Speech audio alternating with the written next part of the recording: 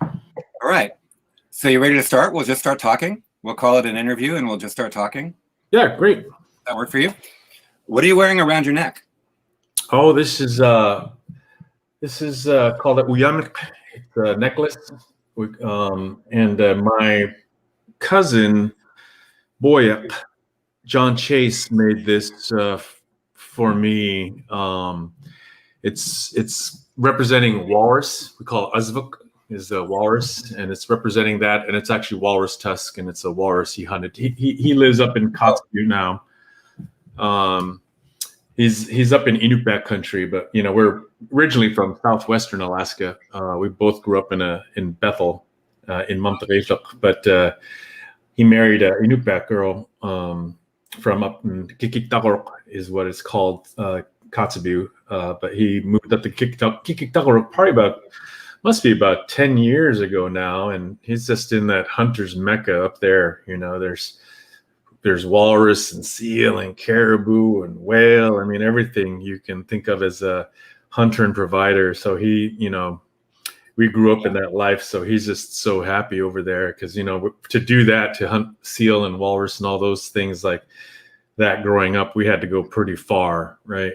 Because we lived, about 60 miles up the Qacung River. So we had to go really far to get to anywhere where there's seals and whatnot.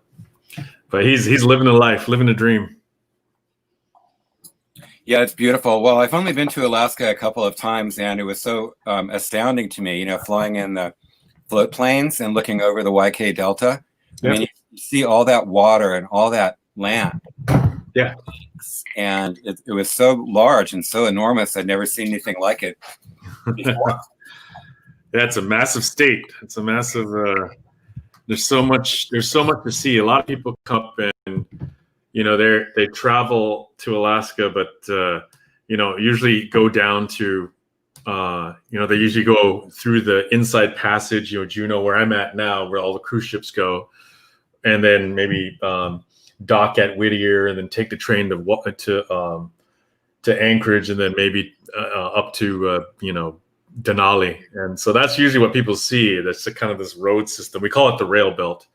And well over half the people live on the rail belt, most of them living in Anchorage. But once you get away, like you did, flying into the rural parts of Alaska, that's when you really see the special uniqueness of our home, and the indigenous population, and really a glimpse of what it was for us as Inuit people or Tlingit people or Unangan or Inupiaq, what life was like, because it's just a generation ago. My mom's generation is that generation that kind of lived that last bit of life before the huge change of becoming part of America. She's older than Alaska, the state of Alaska. I mean, it only became a state in 57. It's a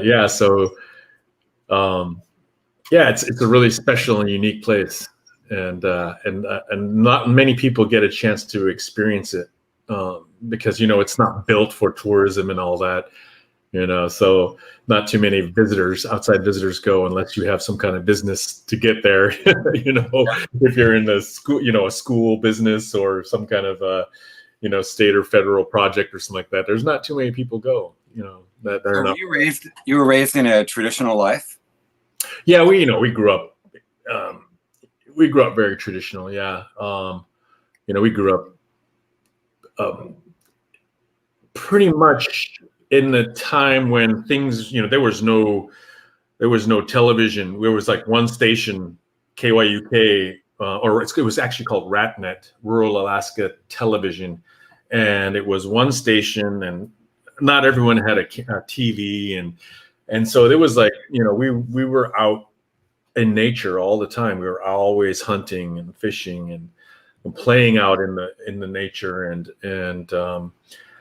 hearing traditional stories and doing the thing where everybody had those roles of what everybody in the family had a role in it to play, no matter who you were, from kids to to adult. So we worked really hard together to be able to persist in such a remote place in a harsh environment